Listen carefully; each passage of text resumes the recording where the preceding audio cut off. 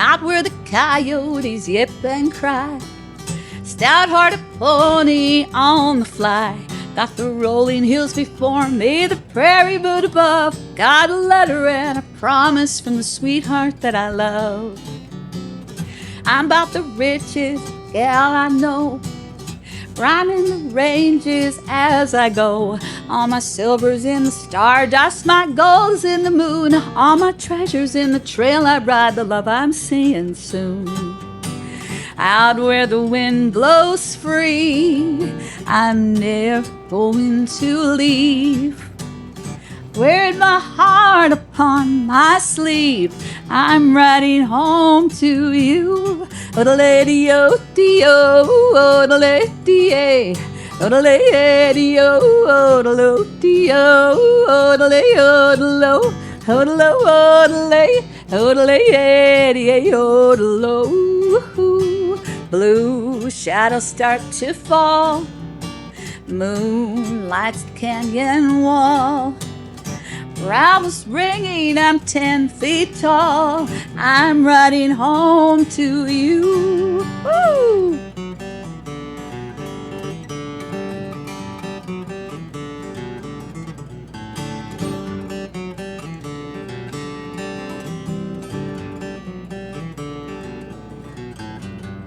Out where the wind blows free, I'm never going to leave. Wearing my heart upon my sleeve, I'm riding home to you. Oh, the lady, oh, the oh, the lady, oh, the lady, oh, the low, the oh, the lady, oh, the low, oh, the low, oh, the lady, oh, the lady, oh, the low. Awesome. Hey, thank you so much. Hey, welcome to Musical Miles Podcast. I'm your host, Byron Duffin, and I am here with our guest today, Eli Barsi. Hi there. Thank you for joining us. You are so welcome. Thanks for the invite. This one up and hold it if you would. I would love to. And so Eli we're here in Arizona at Wickenburg at the Art of the Cowgirl. Yeah. Which is a really neat event, right? What a great event. Had you been here before? I haven't. This is my first time, and I'm blown away. I'm so impressed. Yeah, there's so much to see and do, and the music is spot on. We got to see you play day before yesterday, play a couple of sets, and hear your music, and got to hear you play some original stuff and some yodeling stuff. Tell us about that song you just played. That song's called Riding Home to You. It's a co-write with my girlfriend Doris Daly. She's a cowboy poet from up Alberta way. I'm a Saskatchewan gal, and I like to, when it comes to songwriting, I like to, when it comes to the Western and cowboy music that I write, I like to dig deep, and I like to try and write songs that sound like they were written a long time ago. And if I can sneak in a yodel, that's great too. Just because I think somebody asked my husband, that yodeling thing, that's a dying art. It truly is. And he said, no, it just sounds that way. So hopefully not. From his perspective. But the reality of it is that there's not very many artists that yodel anymore. Yeah. And you know, you asked me earlier if we'd had anybody yodel, and I told you yes, that we'd had Wiley on the not surprised episode before. I had an interview with Wiley and Elko. But the cool thing about that is that Wiley said it really opened some doors for him. One, it opened some doors for him in Southern California when he was a young artist and really getting his feet under him and performing. But it also made him a lot of money because he did the Yahoo yodel. If anybody remembers that. That's a story. That's a story that built him an indoor arena called the Yodel Barn or whatever. Probably. Yodel Dome, I think it was. Or the Yahoo Dome. There you go. The Yahoo Dome. But cool. Anyway, he said his ex-wife ended up with that. Oh.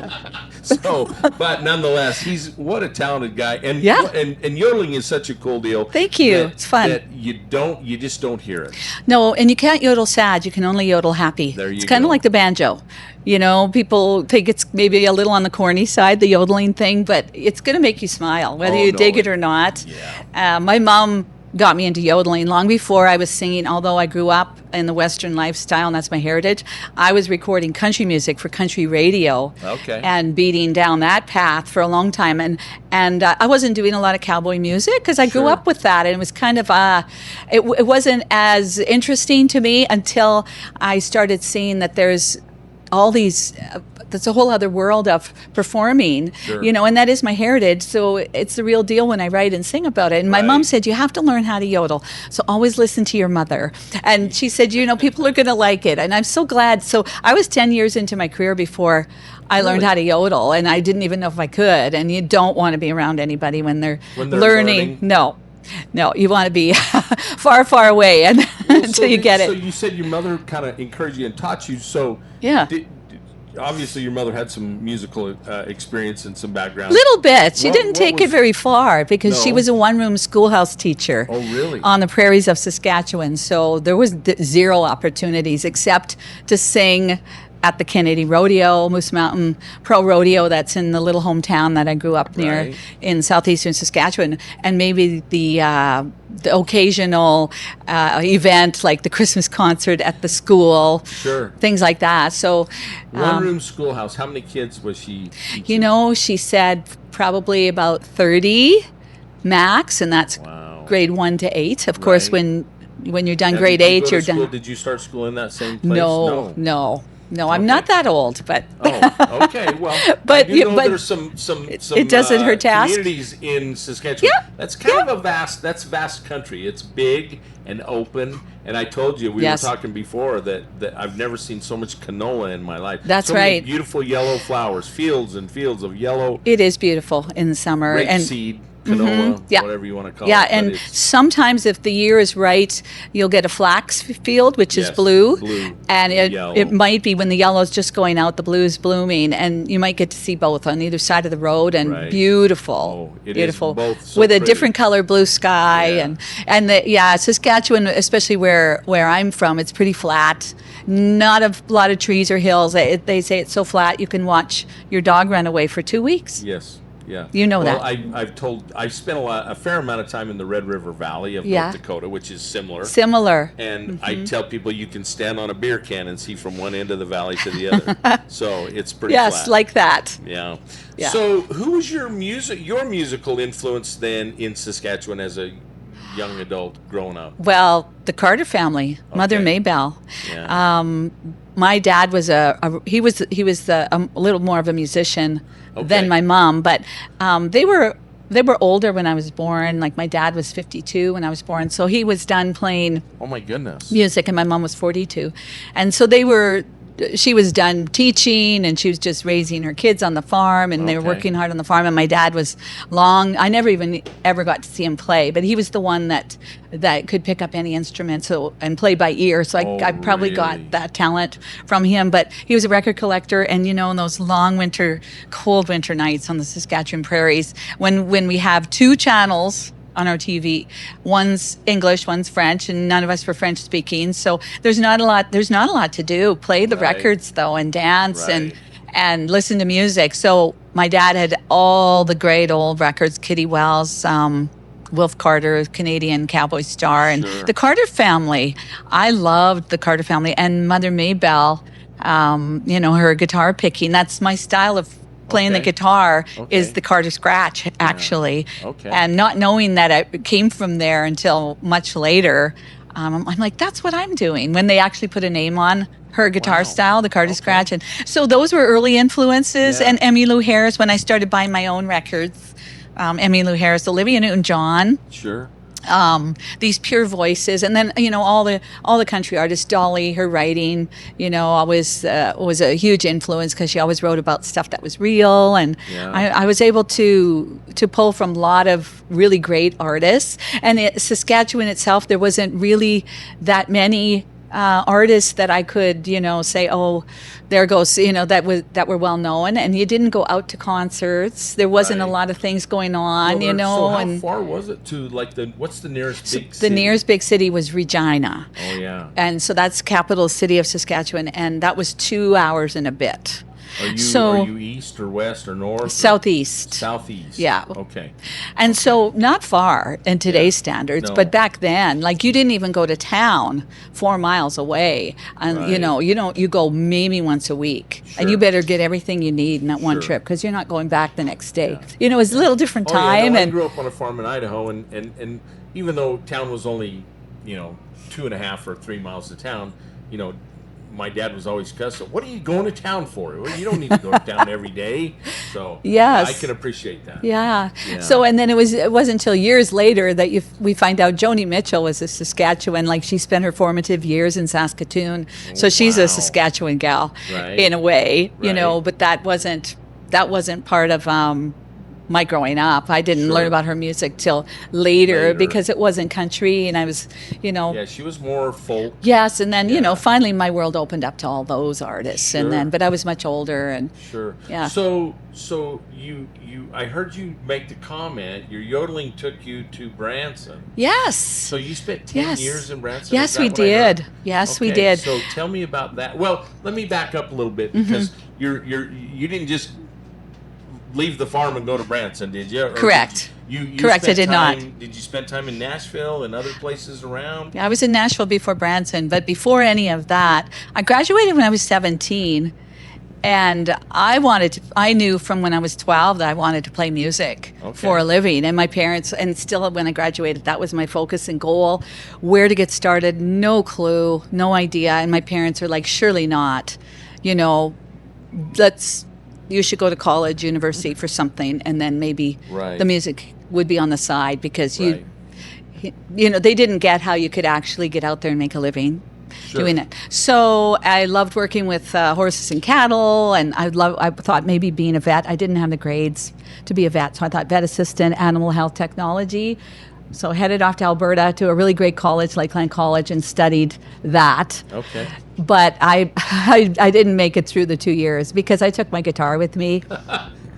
And I played at every working party, every bar, and every yes, party, every and as soon you as know. people found out that I could sing and play, I was always invited to the party, and so it was there that I met someone, a gal that was traveling through from Winnipeg. She was playing at the Cowboy Bar, a college bar in town, and my friends got me up to sing, and she said, "You should come back. You should come back. That was really good. You should come back on Saturday and play our jam." And then bring your guitar and do an hour set. Do you have an hour worth of material? I said, yes, I do. I got lots of songs in my head. I wasn't a songwriter yet. So went back, did the hour set with them. We did some Judds and just had a blast. And she said, you accompany yourself really well. You could get out there right now doing what they call a single. I'll put you in touch with Banks Agency in Edmonton. So she did. I contacted them, made a little demo on my little, the cassette. The little cassette The tape, flat cassette. Two button, record, Yeah, and play. record, Yeah. play. Yeah. So did about a 5-song demo on there and sent it off, and with some promo shots my mom took, on the farm. Sure. And they said, yeah, we could get you going on the road. It'll be 5 days a week. You're going to play 9 to 1. Got to have a drum machine and a sound system. So my mom believed in this, and my dad was still unsure, but my mom invested Sure. and said, yeah, I'm going to buy this. I'm going to Sure. pay for this so you can get out there, just see what happens. So they booked me for 2 years straight, and I only had Sundays off. And I You're did the kidding. circuit by myself, and I was just a little girl. I just turned 18, Oh my goodness. and I couldn't even play in Saskatchewan because I wasn't old enough. Couldn't play in Saskatchewan until I turned 19. And Was the drinking age was different in Saskatchewan than it was in Alberta? I Yeah. knew it was 18 in Alberta. yeah, for and years, 19 'cause in it used to be Saskatchewan, 19 and in then Idaho. 18 in Manitoba. Okay. Yeah. So all along I'm playing and, just dreaming that someone will walk in, and Right. give you a break or say, hey, Today's episode of Musical Miles Podcast is brought to you by Roper Apparel and Footwear. Whether you're chasing songs, loading gear, or standing front row at a live show, Roper blends Western tradition with modern comfort and style. Built tough, worn proud, and ready for every mile. Roper, wear the West. or I'd like to record you, Sure. but we're talking tiny little mining towns and farming communities. Sure. And realistically, I was making money. Yeah. And that was great because that was a dream. But I saved all my money and drove to Nashville when I was 20. So, so you went to Nashville when yes, you were 20. No credit card, no cell phone. What year would this have been? That was 87, yeah. Okay. Drove to Nashville and didn't know where I was going, didn't know anybody, didn't have any contacts. I'm just going. And another thing, my parents are like, surely not. But I wasn't afraid. My desire and passion to go to where actually I can sing in front of people that might be able to do, that was far outweighed the fear. Yeah. And it was a long drive. I had a 1974 Pontiac and jumped in and away I went. One of the songs on that flash drive I gave you called "Hitch Your Wagon to a Star" is kind of about that trip, but it's for everybody. Don't be afraid, and it's never too late. Yeah. So went to Nashville. I never did hit the big time, Sure. but the lessons I learned and honed my songwriting skills. Yeah. Got to perform a lot on the songwriter rounds. Did you end up with a publishing deal? Did you go to work for a publisher and No, write music? No, I never. Never did. No, I So never how did. long did you stay in Nashville then? I was there for about 3 years, and then immigration caught up with me. Now you're stealing jobs. Have you met Kat Higgins? No, you know Kat. She's don't. a Canadian songwriter. Oh, I'll have to look her up. From BC. Is she from BC or is she from Alberta? I think she's from BC. We interviewed her. She wrote a pretty big hit, a #1 hit for Kenny Chesney, or co-wrote. Awesome. For Kenny Chesney, "Knowing You." Oh, it's a good. Beautiful song, and That's she's awesome. as sweet as she can be. I'll have But to look her I had up. to give her a hard time too. Yes. Come down here. Well, she said when she was going back and forth, they were having the hardest time understanding that. How you come from Canada to go here, you have a guitar, and you're not. Yeah, what are you doing? And anyway, so it was tough. I had to come back to Canada. I didn't get deported, so that was good. So there was no black mark on it, because I agreed to come back. But it's not surprising how God works in His plan. Sure. I was never coming back. So if I would have never come back, I wouldn't have met my husband a couple of years after that. So he's got a back on the Canadian as road. well. Yeah, got back on the road in Canada, and I still hadn't recorded yet either, because in those days you still, there weren't these home recording or the smaller studios that you could afford. Right. There was You just had the to big, go to the big yeah. ones. So I still hadn't recorded, but I was starting to write and accumulate some material for an album, and it started to where there was opportunities to, if you have the money or you can save up enough to get an album out there. So eventually I did record, but it wasn't until 10 years after being on the road. Goodness. And meeting my husband, and we had a lovely daughter. And then I started, because Canada has something called Canadian content, they have to play 35% Canadian content on country radio. Oh, really? So you have a chance. Yeah, you do. You do. If your Way stuff better cuts the chance mustard. there than you do here. Well, that's what friends down here have told me. It's hard. So I was able to get on mainstream country radio. Your stuff has to cut the mustard, mind you. It has to be good. It has to be produced well, because they're going to play you in between a Reba and a Terry Clark song. Yes. They want it But to Terry's be. a Canadian. Yes. Yes. So yeah, but you know what I mean. Yeah. The quality had to be up there. So I was able to work with some really good people and get my stuff on radio, mainstream, and be nominated. Did you get to work with or meet anybody in Nashville that you had high hopes to meet, or someone that really, really mentored you and helped you along musically that ended up making it themselves? Or Yeah, well, Riders in the Sky. Oh yeah, A really nice cowboy act. Ranger Doug and I are still friends to this day. Oh, great. Yeah, and he's opened up some doors. We've done some writing. Yeah, and there's lots of little pockets of people that you meet.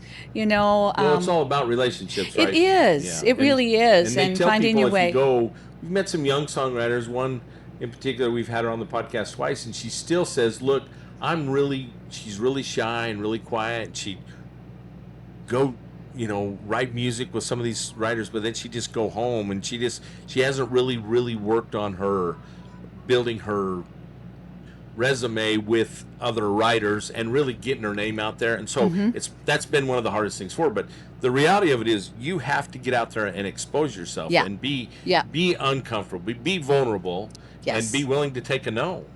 Yeah, that's for sure. And for me, it was about playing live. You know, having stuff on the radio in Canada really helped. So I bumped my shows up to the main stages at the festivals, the Country Thunder type festivals, and then when I got into a little more of the Western music, that's when a whole new envelope of doors opened, and that's when I had an opportunity to move to Branson with my family at this time. So that I'm toting a husband and a daughter. So we're going to do this right. We're going to get the visas. We're going to get it all. So we're there, and it doesn't happen what happened. Having to come. We don't want to knocking on your door. Yeah, we're selling our home we were living in Alberta at the time, and taking our daughter out of school, the end of grade 5, just outside of Edmonton, Stony Plain. So you're way up north. Way up there, and we've got to do this the right way. But the Sons of the Pioneers saw me play in Calgary, and because I was yodeling up a storm, they like that because they yodel, and they hadn't seen. There's lots of performers, but not very many that yodel and write and do the real authentic Western thing. So they invited us to be part of their show. So it was like a big So it was a big deal to sell our house. And take our daughter out of school and leave everybody we know and love and move there. And my husband, he's a musician. He understands. Oh, okay. Yeah, and he understands. How did that work? He plays upright bass with me, and he's also a professional driver, and he also does sound and studio work. So opportunities for him wherever we go. Yeah, and then he knows my lifestyle. If I'm gone somewhere without him, he knows that I'm just there to work. Sure. Play music, and he knows, where my heart is. And how long you been together? 37 years. 34. We just celebrated 34 years of marriage on Valentine's Day. So you got married on Valentine's Day. Yeah. Congratulations. Thank you. And your daughter is how old now? 34. Oh, so brand new. I mean, yes. Early. Yes. In your marriage, you had a brand new baby, and and that's when my music really hit the market in Canada, when she was little. Oh wow. Yeah, but we found a way that we could make it work. That we didn't miss anything. I didn't miss time with her growing up. Could absolutely. always make it work. Yeah. And balance the schedule. That was really important. Yeah. And if I had to turn something down because she had something going on, that's what I did, because that's most important. Sure. And, God will find a way to make it happen in a different way at another time, maybe even bigger. If you, choose family first. And does your daughter, is she musical? She can be. She's, we noticed early on, she's got a beautiful voice. Okay. We bought her a guitar for her 18th birthday, was her request, and showed her some chords, and she was playing Gwen Stefani and Beatles right away. So she had the ear and the talent, but not the passion or drive. Don't want to do that.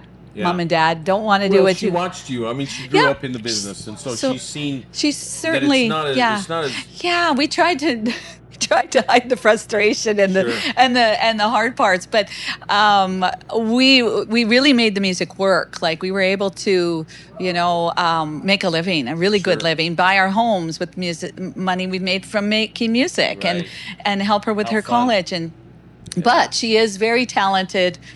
She's a cinematographer. Like, she works for CTV for 12 years now in Saskatchewan. So she's a camera woman, and that's her passion, and she's very good at it. And she's even shot a few of her mom's music videos. Oh, fun. So she's good at what she does. Yeah.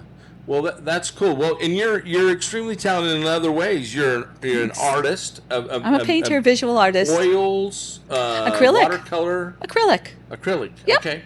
Okay. And what do you like to paint? Still life or portraits? My heart is the prairies. I paint a lot of prairie scenes and landscapes. I've done lots of desert scenes. So I paint when I get to paint what I want. It's going to be something from Saskatchewan, like a grain elevator, a barn, and some canola fields. And, there you go. But I do get a lot of commissions. And thankfully, looks like an old home.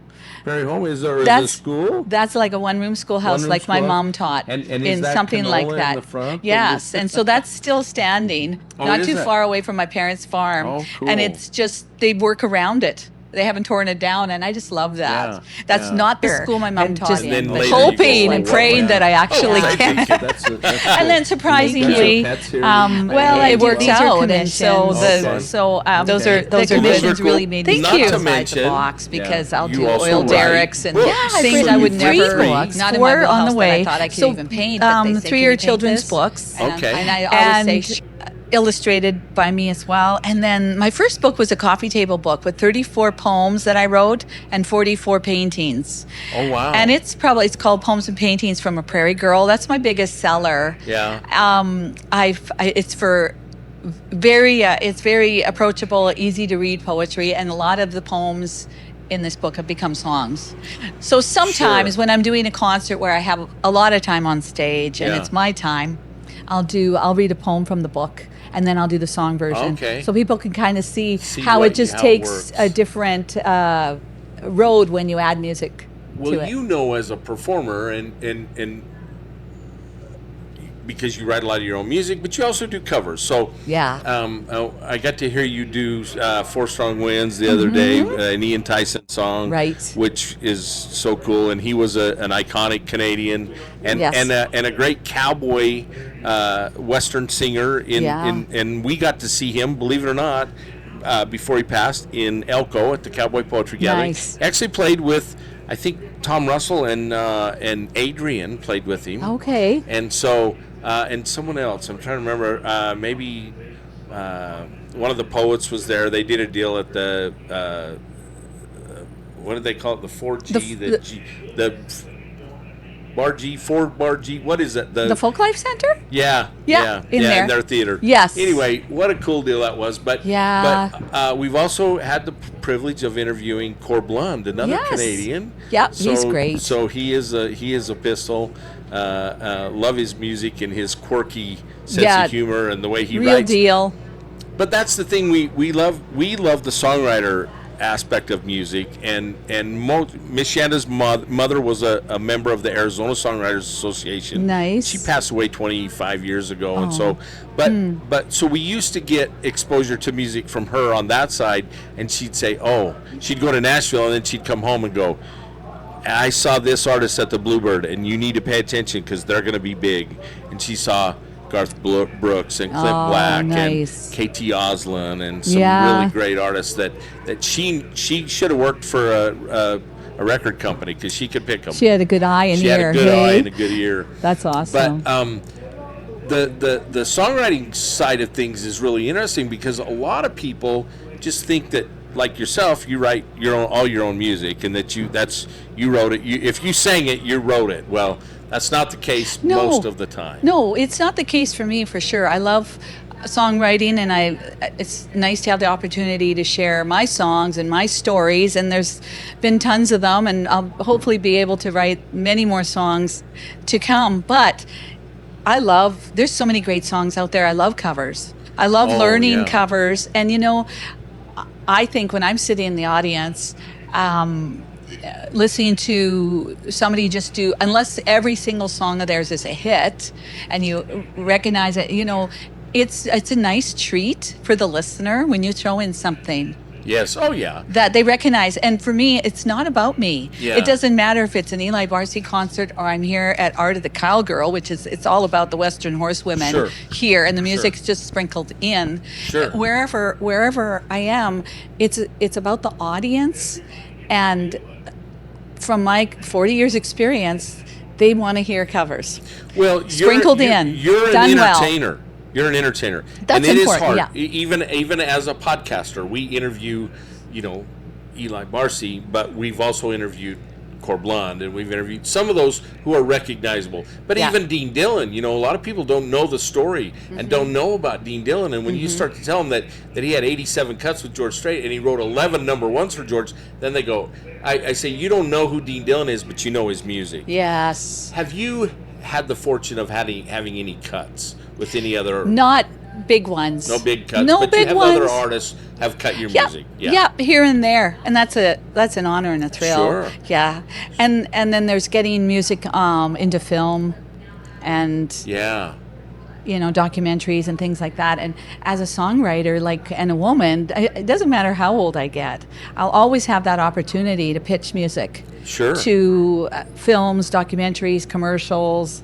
That's like never ending. They're looking for music every single day. Well, and you might have something in your catalog from way back. Exactly. I love those stories when we talk to a songwriter or someone that says, we wrote this song 20 years ago and it just got cut by a major artist and now it's getting playtime. Or that it's in a movie or it's in a TV series. Exactly. Yeah, I love those stories. Yeah. We like the back stories. We like the stories behind the music. Right.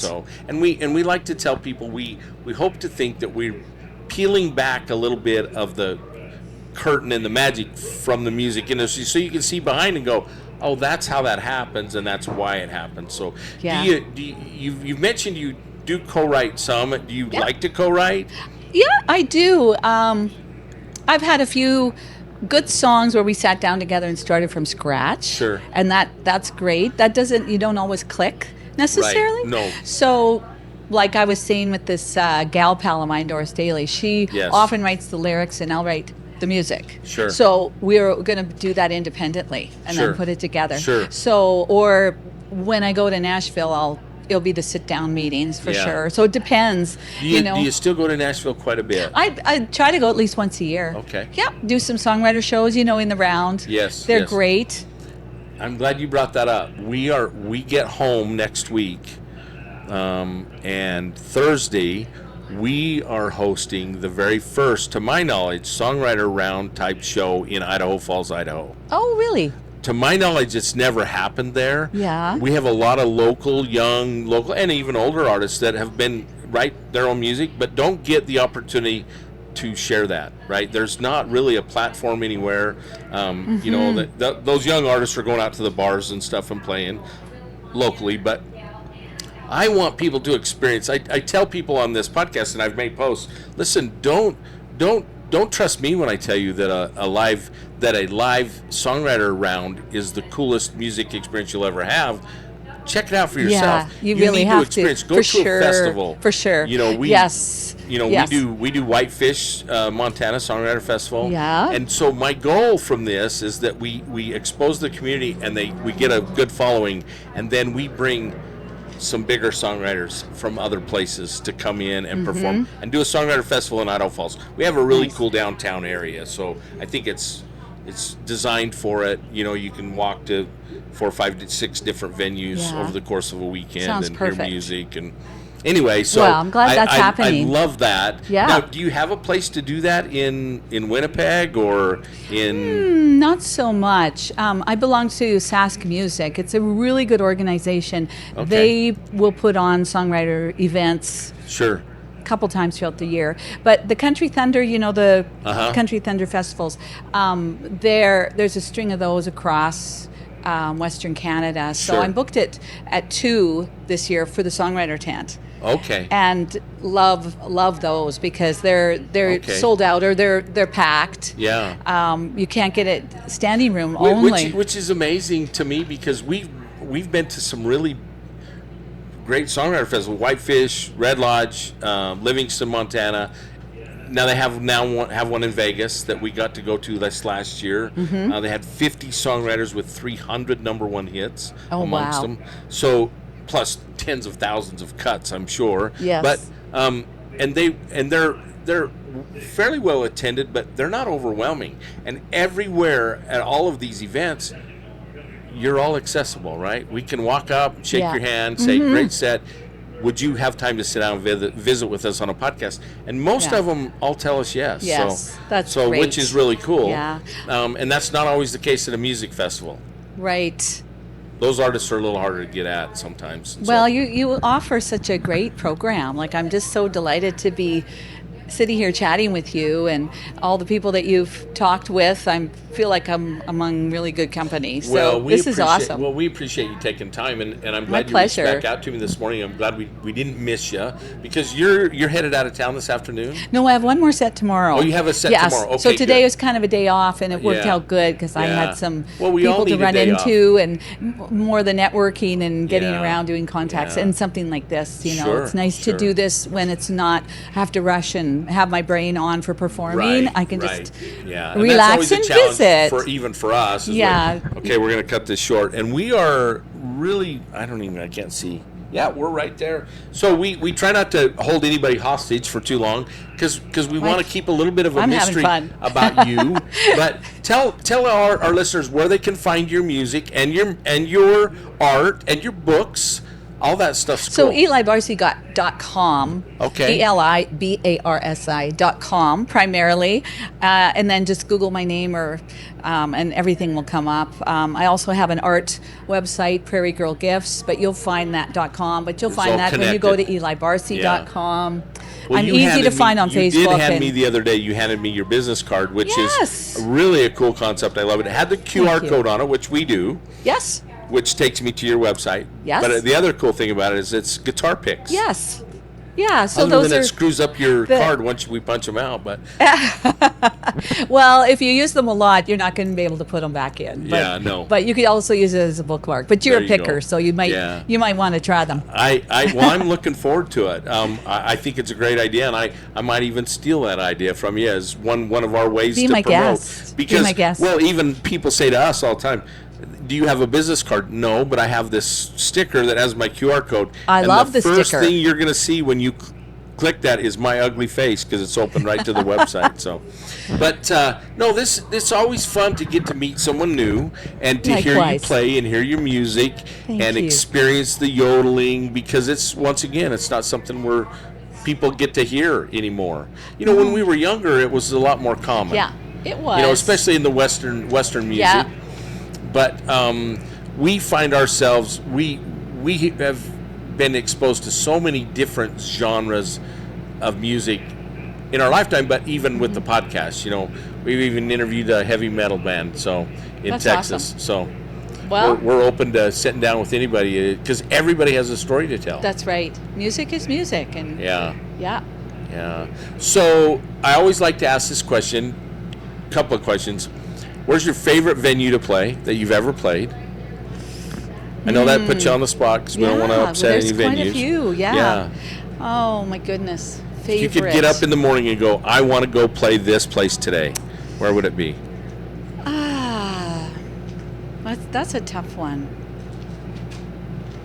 I really like playing in Branson. Loved Branson. And we've the never Sons of been. the Pioneers. Sharing the stage with them every Yeah. night for a while. That was awesome. Everywhere in Nashville's awesome, but you know, someplace like the middle of Wyoming. I'm finished a festival and I get invited to play at the church would you play at our church on Sunday before you leave town? We'd love to. And we're out on a hill playing for a small group of people Sure. of 30 and you can just feel the presence. You know, maybe those venues mean the very, very most to me. Well, you know, because it's music can be its own religious experience, right? And especially where you're at, right? Yeah. So, well, cool. All right. If you could work with anyone from the past, anyone who's passed, who would it be? Let's see. I'd love to pick out a tune with Mother Maybelle. Okay. As mentioned before, Fun. love Mother Maybelle Carter. Okay. Yeah. Fun. Well, no, That's a good I one. play auto harp too, and banjo and a few other instruments. It's just I only fun. travel with guitar when I'm flying, but that would be fun to pick out the Wildwood Flower with her. Yeah, that would. What a great song. Yeah. Okay, alive. Who would you love to Dolly work? Parton. Dolly Parton. Yeah. Perfect. That's a great answer. We've heard that one a few times. I You know, bet. it was interesting when we asked Stamey that question. He wanted to work with, he said he'd love to share the stage with Lyle Lovett and Robert Earl Keen. Okay. And I that tickled me because I'm a big fan of both of them. I love Lyle Lovett. Yeah. And Brandy Carlisle. Oh my goodness. What a talent. Yeah. Yeah. Well, what she did for Tanya Tucker, right? I mean, she kind of helped. I was listening to Brandon Carlisle when you walked in. Oh, you were? Nice. Yeah. Oh, that's funny. Love her sound, her writing, and she seems to be just a real cool gal, down to earth. I think I'd like her. Oh, cool. Yeah, I'd like to be her friend. There you go. There you go. Well, you never know. We never know who's going to see what, right? Or hear this. So that's right. But when we get ready to post this, we'll share it with you. Make sure you share it with your followers as well on your social media. That always helps us. Yeah, I'd be happy to. And we will. Just so you know, if you go back and look at any of our past episodes, there's more about Eli Barsi, and there's all your social media links will be on there, as well as your music links to Spotify or wherever. You. And so, and you have this really cool thing that you gave me. You brought me a little gift, and it is a what'd you say? 7? No, how many? I can't see. 30. 30 So I've songs. recorded 17 albums to date, and we're recording. 17. Yeah, we're recording 18. Number 18 later this year.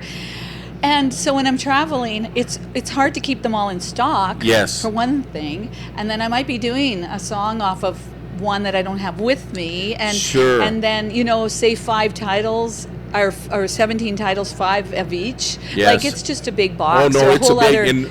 It's hard enough it's packing a guitar. Yeah, it is, and you're on the plane, and so, and then how many people come up to the merch table and say, "Yeah, we don't have CD player anymore. We don't have a CD player in our vehicle." Yeah. And on. Yeah. I'm like, well, that's a shame because I got a lot of CDs. So I curated 30 from the 17 albums. Yeah. A good mix of stuff that I have on country radio. Yeah. The Western roots stuff. Yeah. Gospel, a little bit of bluegrass. Yeah. And I think they're all original. Mix. Maybe a a couple folk. Yeah, and there's folk, Americana type style, and put it on this flash drive, which has a little USB port on it. Yeah, and you can plug it into your computer, download it to your phone, or probably be able to play it in your vehicle too. Yeah. A lot of new vehicles have flash drives. That's such a great idea, and I love that. I think it's really cool. Yeah. And, you put it in an envelope. If you buy it at a festival, you put it in your pocket. You don't have to pack it around. That is a very, very cool idea. And then it gives you a real taste of a selection of what you do. Yeah, and then if people like one grouping more than another, they can say, "I really like the Western ones. What do you have for albums?" Right. Contact me, and then I'll ship out an album with the rest of the songs like that, or the country album. Have you ever met Stephanie Quayle, songwriter out of Montana? No, I met her at a songwriter festival in Livingston, and she said, "Byron, did you get a CD?" And I said, "Stephanie, I don't have any way to play a CD anymore." And I didn't really think I did. Yeah. And she goes, "Well, here, take 2." I just got done telling her I didn't have. She's giving away because people now. Stamey will tell you that his listeners all still have CD players, even in their cars. Yes, so I because still get they the upgraded from a '99 Dodge to a 2004 Dodge. Yeah, right? so I still get the odd duck that will buy a CD and want it signed and they want to hold it. Have you ever pressed vinyl? No, I came close. I'm going to. I think it's a cool idea. Yeah, it's really made a resurgence. Yeah, the next album, number 18. Yeah. I hope to, and then maybe do like a compilation one. Because those are collectors and people are buying record players. Yes, they are. They are.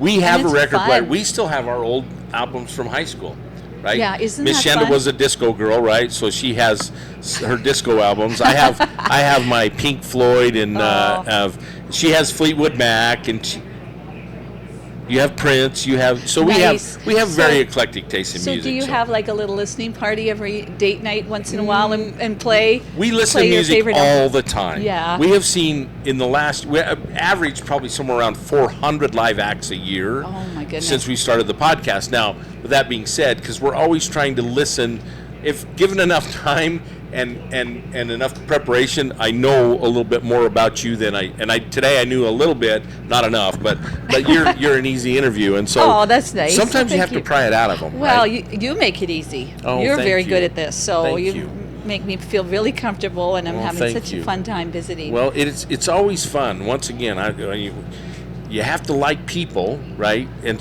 I love people, and Miss Shanda will tell you I've never met a stranger. and she's way more comfortable behind the camera than she is in front. But when we're done with you here, we're going to go out and walk around, and she's going to get to do some on-the-spot interviews because she's a fashion girl, right? So I can tell. We're going to do a couple she's little quick interviews. In fact, you know what we're going to do when we get done here? We're going to have you do, because we'll have you do a shout-out for us. Oh, I'd love to. And we'll have you and Shanda do the shout-out.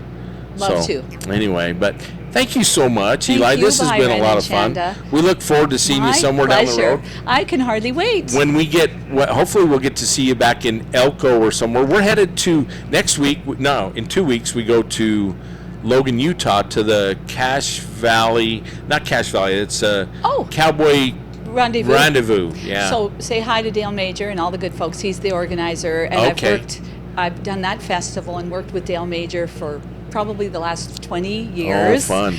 And last time I was there, maybe 3 years ago, they switch it up. Yeah, so very rarely do they repeat. We're going to be there. We're hoping to get to interview Skip Ewing, who's a Nashville songwriter. Skip. And then Bren Hill will be there, and we've had Bren on. We've had Bren on the He's podcast. Great too. What a great guy! Yeah. And have you been to this festival? Never. Oh, you'll love it. And our you'll love crazy it. thing is, our son, our youngest, which is of our 4 children, is our only college graduate, and he graduated from Utah State in Logan. Oh, cool. So he's a big Aggie fan. So nice. Anyway, well, there's a good connection. Well, Eli, thank you again. Thank you very much. This has always been it's always fun, and we appreciate you, and we look forward to seeing you. Hey, for Musical Miles Podcast, I'm your host, Byron Duffin, here with Eli Barsi. We are in Wickenburg, Arizona at the Art of the Cowgirl, and we will see you somewhere down the road. Adios for now.